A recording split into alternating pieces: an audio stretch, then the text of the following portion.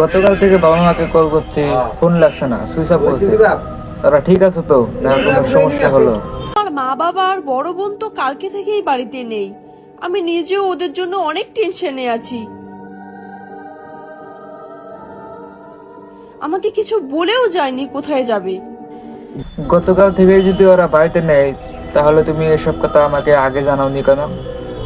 আমি ভাবলাম তুমি বাড়ি থেকে অনেক দূরে রয়েছো, তোমাকে টেনশন দেওয়া ঠিক হবে না। এজন্য আমি সারাদিন ওনাদের খুঁজেছি। আচ্ছা, আমার ছোট বোন কোথায়? ও তো বাড়িতে আছে তাই না? হ্যাঁ, ও তো বাড়িতেই আছে, এখনো লুকোচুরি খেলছে। কোথায় যে লুকিয়ে আছে, গতকাল থেকে ডাকছি, ও শুনছেই না, বাইরেও আসছে না। তুমি কি ওকে কিছু বলেছো যে লুকিয়ে আছে? গতকালকে তো বললে লুকিয়ে আছে, আজকে ওখানে বলতেছো লুকিয়ে আছে। ওকে কি তুমি বকাতে পারে দিছো নাকি? তুমি এরকম করে সন্দেহজনক ভাবে কথা কেন বলছো?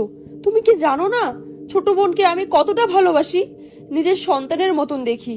আমি ওকে কেনই বা কোনো বিষয়ে ভয় দেখাবো, কেনই বা বকাঝকা করবো? আচ্ছা ঠিক আছে, তুমি ওকে ভালো করে খোঁজো আর ভালো করে বুঝিয়ে বলো জানি ওতে তাড়াতাড়ি বাইরে আসে। নিয়ে খুব টেনশন হচ্ছে, মাথার মধ্যে কুচিন্তা আসছে, আমার ভালো লাগতেছে না।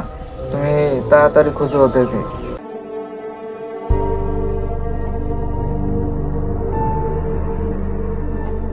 হ্যালো প্রীতম বাবু, আপনাকে একটা কথা বলি।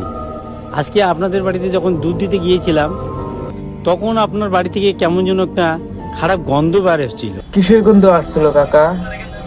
না তোমার কি আইডিয়া করে কোনো দিশা পাইছাও যে কিসের গন্ধ এটা? আমার কতক্ষণ আর লুকিয়ে থাকবি? দরজা জানলা সব বন্ধ করে রেখেছি, বাইরে আর পালিয়ে যেতে পারবি না।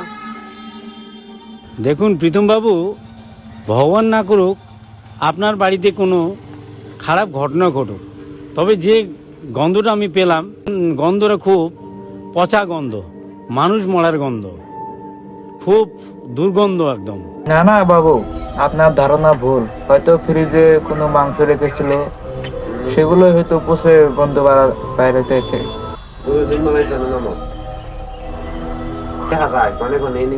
মনকে খুব সান্ত্বনা দিচ্ছি, মনটা কিছুই বুঝতেছে না।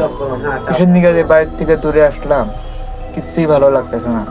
আজকেই বাড়িতে যেতে হবে।